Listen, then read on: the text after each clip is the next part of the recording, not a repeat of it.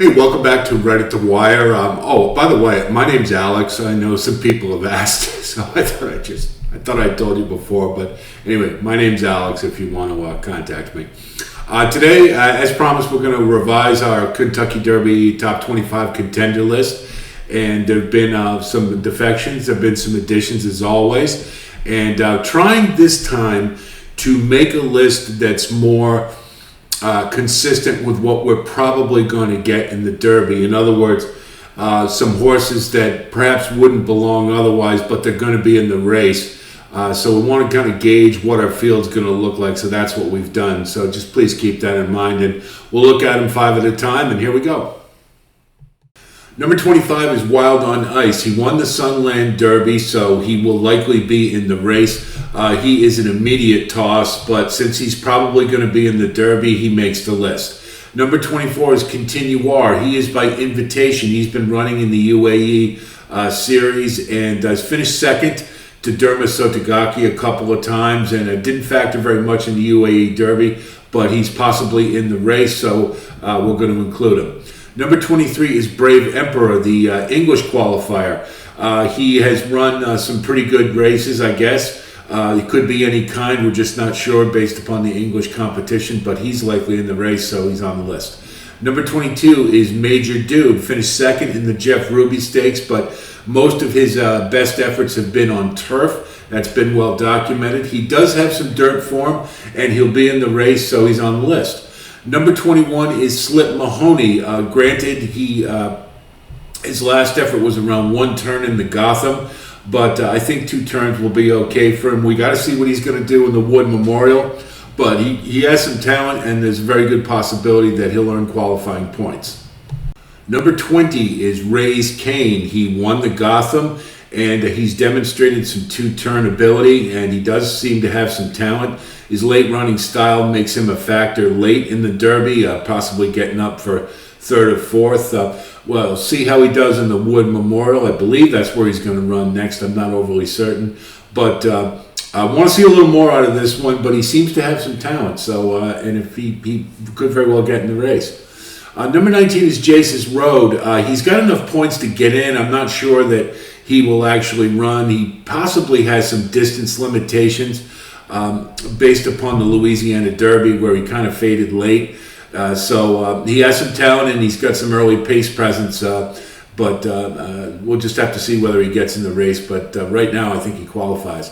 Number 18 is Sun Thunder. I'm not overly certain that this one will run, but he has displayed some talent, most notably the second in the Risen Star, and kind of had a mild close in the Louisiana Derby against a slow pace. So maybe there's still some upside, I think, with this one.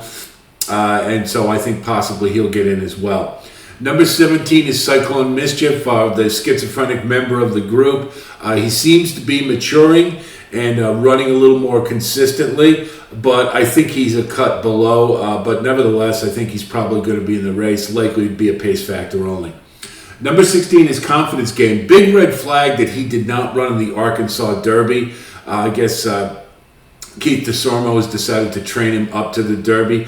That, to me, is a red flag. I think this one has topped out. I think the Rebel, the mud definitely helped him, I think. And the way he was drifting out in the stretch tells me that's the best he can possibly do, and that's not going to cut it for the Derby. But nevertheless, he's in the race, so he's on the list. Number 15 is Disarm. He had a pretty good second in the Louisiana Derby and appears to have a lot of upside. The question will be whether or not he's going to be short for the Derby. They've rushed his training along, and he appears to have the talent to deal with it, but we'll just have to see. But he's intriguing and could be a factor. Number 14 is Red Route 1. He drops because they just haven't fixed the problem with his braking slowly and taking back all the way to the rear. Leaves himself way too much to do late. So the ceiling for him has got to be 3rd or 4th in the Derby. He looks more like a Looking at Lee, who came out of Arkansas from a few years ago. There's some talent here, and maybe they'll work it out getting up to the Derby. But right now, I don't like his chances as a win candidate. But he is on the list, and he's a factor. Number 13 is Reincarnate. I think we know what we're going to see from him. He's kind of a grinder. He's a one-paced horse. He has the stamina to stay in the race, but I'm not sure he's got enough closing kick to win it or be a real big factor.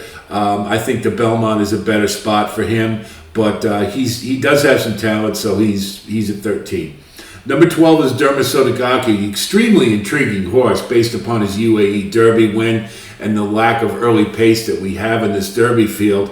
We don't know for certain if he's the real deal, but he looks pretty good, and the Japanese are really kicking it internationally. So I'm interested to see how he trains up to the Derby. Number 11 is Hit Show. Who really needs a class test. He's done nothing wrong in New York, but that's not saying much. We'll see how he does in the Wood Memorial. I think that's going to be a big class test, and then we'll really know what we've got with him. Number 10 is Verifying. Obviously, it's put up or shut up for him in the Bluegrass, but this one I think for sure has some talent, and I think we're going to see a better effort from him. Obviously, he was compromised by a really lousy ride in the Rebel Stakes, but I think this one has more to offer, and I think he's going to redeem himself in the Bluegrass. Number 9 is Go Rocket Ride. What a great effort in the San Felipe. If he builds on that in the Santa Anita Derby, then he is a bona fide win candidate. Dick Mandel is his trainer. I have every expectation that this one's going to run a big one. Number 8 is Mage. Still has that problem of being green and breaking poorly. It was only his third start in the Florida Derby, but if not for Forte's class, I mean, he would have won the race. It was a really big effort, and I'm anxious to see what he's going to do in the Derby, but I don't think we can deny that this one's a definite contender. Number 7 is Instant Coffee. The big question is whether he's going to get in the race at all, but I think that Louisiana Derby was contrary to what he needs. I mean, he's a little pace dependent, didn't have much to run into. Still, he finished, I think he finished 5th and kind of flattened out in the stretch, but I think this one has a little more to offer, and I'm not willing to throw him out completely yet, so he stays on the list in the top 10. Number 6 is Tapit Trice. Going to have a big class test in the Bluegrass. He's clearly got talent. He's definitely immature. We know this, and there's some major issues that he's got to overcome. But, he's under the care of Todd Pletcher, so you have to believe that they'll be able to work these things out. He's got to break better from the gate, and he's got to get engaged and focused in the race much sooner than he has. That effort in the Tampa Derby will not cut it against classier fields. Now we come to our top 5. Number 5 is Kingsbarns. Didn't do anything wrong in the Louisiana Derby. They gave him the lead, and he took it. Extremely slow fractions, and so we got to wonder about that, and it's turning out that really wasn't the greatest field he ran against, but he seemed to have plenty left in the tank late. He did close well, and I think this one has a lot of upside, and I'm interested to see how he does leading up to the Derby in his training. Number 4 is Two Phils. Great effort in the Jeff Ruby. This one really, he's always there. He's been competitive in every race, and he keeps getting better. So logically, he's a Derby contender. The couple issues, though, you got to wonder about that Larry Rivelli moving him over to Turfway where the stretch is shorter, and because he seems to be backing up a little bit in those fairgrounds efforts, and that gives you pause that maybe he's got some distance limitations. Hardspun, one of my favorite horses, was awful classy, but he was probably tapped out at 1 1/8 as far as actual ability. And Two Phils may be the same, but you got to like the fact that he's always competitive, and he's definitely a top 5 candidate right now. Number 3 is Practical Move. Let's see what he does in the Santa Anita Derby. I still have questions about him at longer distances, but right now he looks awful comfortable, and he certainly seems to be outrunning his pedigree.